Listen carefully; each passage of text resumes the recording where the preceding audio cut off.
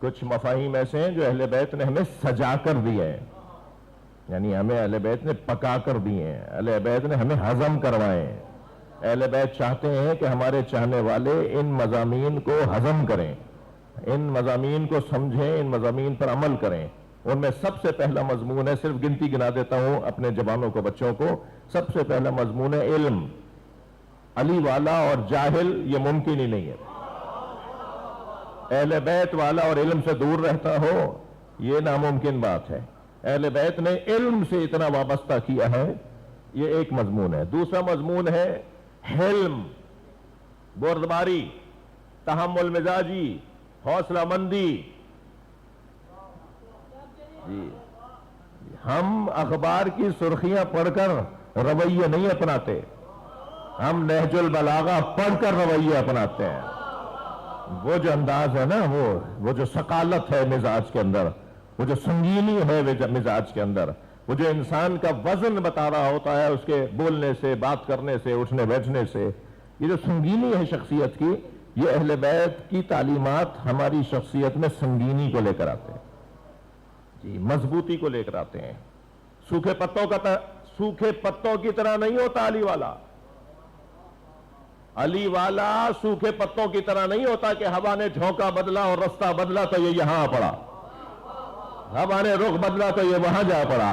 روزانہ در بدلنے والا، روزانہ گھر بدلنے والا، روزانہ عقیدہ بدلنے والا علی والا نہیں ہوتا۔ علی والا جبل راسخ کی طرح ہوتا، جمے ہوئے صلوات، جمے ہوئے پہاڑ،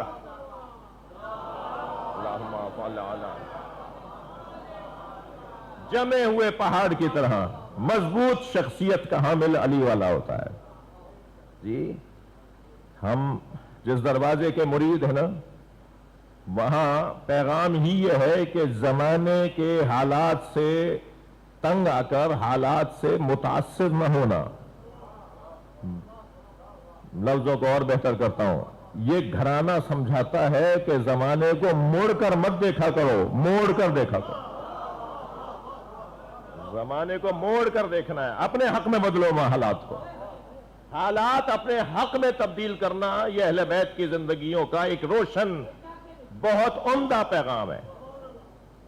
آپ چلے جائیے سیرت اہل بیت پر اور اس پہ اس انداز سے، اس زاویے اور اس عینک سے دیکھیے مسائل کو، کہ جب بھی حالات خراب ہوئے، جب بھی الجھنیں بڑھیں، تو اس گھرانے نے، اہل بیت نے، ہمارے پیشواؤں نے انہی برے حالات کو اپنے اور اپنے چاہنے والوں کے مفاد میں تبدیل کر دیا،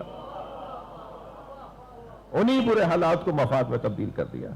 جی لائے تھے نا خراسان، مدینہ منورہ سے مرو خراسان لے کر آئے تھے نا امام رضا کو، یہ سمجھ رہے تھے کہ قریب بٹھا کر امام کی ملاقاتوں پر نظارت رکھیں گے، امام کے فیصلوں پر نظارت رکھیں گے، امام سے کون کون ملنے آ رہا ہے اور امام ان کو کیا کہتے ہیں وہ ہماری نظروں میں رہے گا۔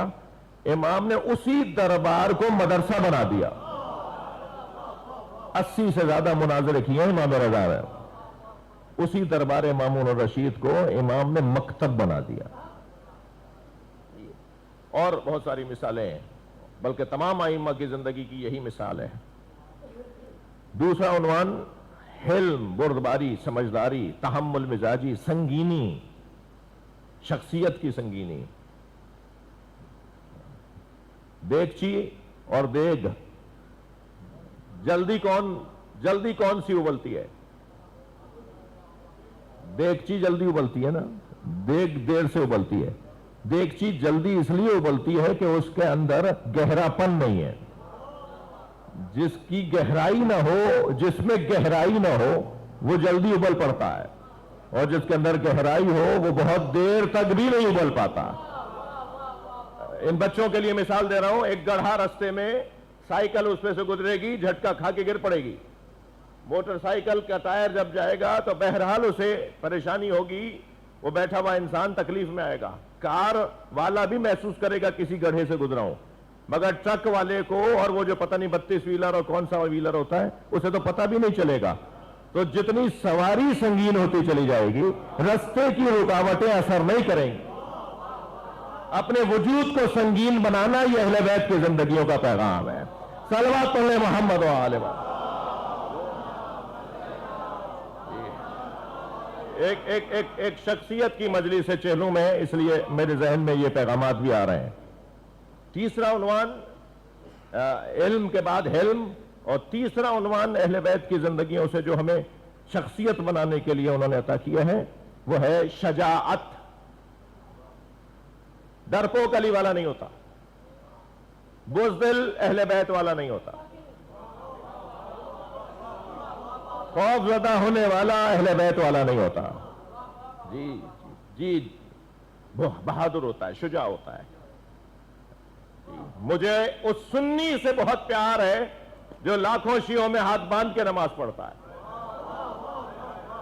کربلا میں، نجف میں، مشہد میں، حرم مقامات مقدسہ پر، ائمہ اہل بیت کے حرموں میں ہمیں جا بجا جگہ جگہ اہل سنت ہاتھ باندھے ہوئے نظر آ رہے ہوتے ہیں. لاکھوں شیعوں میں کہیں کہیں ہمیں سنی ہاتھ باندھا ہوا نظر آ رہا ہوتا ہے. مجھے اس سے بہت پیار ہے. وہ اس عمل سے دو پیغام دیتا ہے. علامہ صاحب ایک پیغام تو یہ دیتا ہے شیعوں سے ڈرنا نہیں، یہ مارتے نہیں ہیں. یہ میری قوم کی بہت بڑی عزت ہے کہ کوئی ہم سے ڈرتا ہی نہیں ہے. یہ بہت بڑی عزت.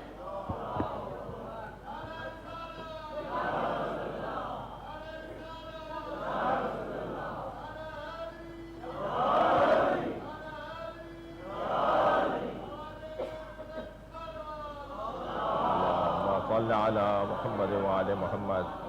بھائی جتنی زور سے انہیں نعرہ لگایا اللہ محمد وعلى محمد. ایک